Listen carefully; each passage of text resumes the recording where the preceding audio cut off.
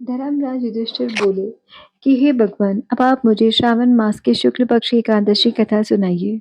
इस एकादशी का क्या नाम है तथा इसकी विधि क्या है? श्री मधुसूदन बोले कि हे राजन, सुनिए। इस कथा के श्रवण मात्र से ही वाजपेयी यज्ञ का फल मिलता है। द्वापर युग के प्रारंभ में महेशमती नगरी में महाजित नाम का राजा राज्य करता था। वह पुत्र विहीन था, इसीलिए वह सदैव दुखी रहता था। उसे उस राज्य के सब सुख कष्टदायक प्रतीत होते थे, क्योंकि पुत्र के बिना इस लोक और परलोक दोनों में ही सुख नहीं है। राजा ने पुत्र की प्राप्ति के लिए बहुत यत्न किए, परंतु वह निष्फल गए। जब वह राजा वृद्ध हो गया तो उसकी चिंता और भी बढ़ने लगी। एक दिन उसने अपनी प्रजा को बुलाया और संबोधित करके कहा कि ना तो मैंने अपने जीवन में पाप किया है और न अन्यायपूर्वक प्रजा से धन ही एकत्रित किया है। न मैंने कभी देवता और ब्राह्मणों का धन छीना है और न किसी की धरोहर ही मारी है। मैंने प्रजा को सदैव पुत्र की तरह पाला है, कभी किसी से राग द्वेष नहीं किया, सबको समान माना। इस प्रकार धर्म युक्त राज्य करने पर भी मेरे इस समय महान दुख पा रहा हूं। सो क्या कारण है? मेरी कुछ भी समझ में नहीं आ रहा। राजा महिजित की इस बात को विचारने के लिए मंत्री आदि वन को गए। वहां वन में जाकर उन्होंने बड़े बड़े ऋषि मुनियों के दर्शन किए। उस स्थान पर वयोवृद्ध और धर्म के ज्ञाता महर्षि लोमश भी गए। उन सब ने जाकर उन महर्षि को यथा योग्य प्रणाम किया और उनके सम्मुख बैठ गए।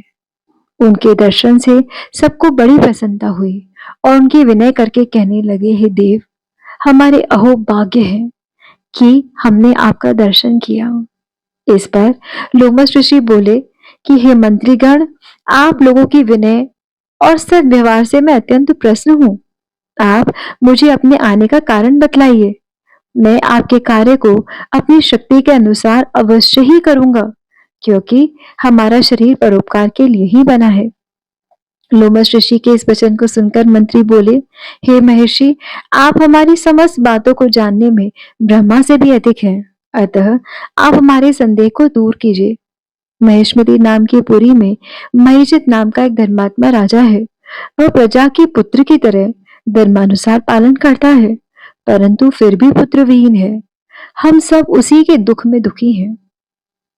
हमको उनके पुत्रहीन होने का अभी तक कारण प्रतीत नहीं हुआ है, इससे हम आपके पास आए हैं। जब से हमने आपके दर्शन किए हैं, हमें पूर्ण रूप से विश्वास हो गया है कि हमारा कष्ट आप ही दूर करेंगे।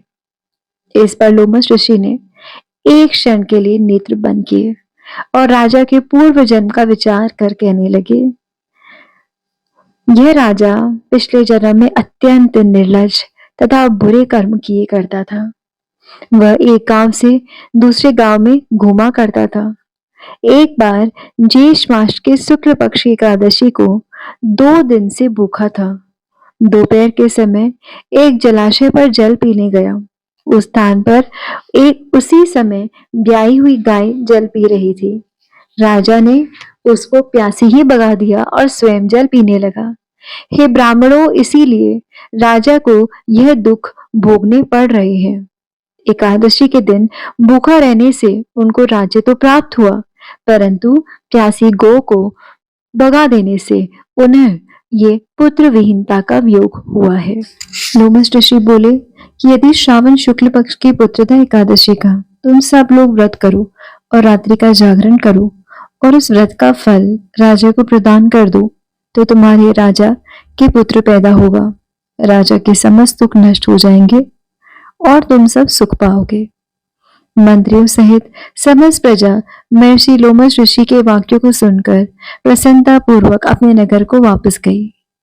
उन सब लोगों ने श्रावण शुक्ल पक्ष की पुत्रदा एकादशी को लोमश ऋषि की आज्ञा अनुसार विधि पूर्वक व्रत किया और द्वादशी को उसका फल राजा को दिया।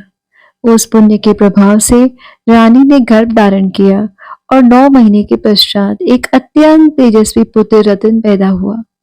हे राजन, इसीलिए इस एकादशी का नाम पुत्रदा पड़ा। जो मनुष्य पुत्र रत्न को प्राप्त करना चाहते हैं, उन्हें इस एकादशी का विधि पूर्वक व्रत अवश्य करना चाहिए।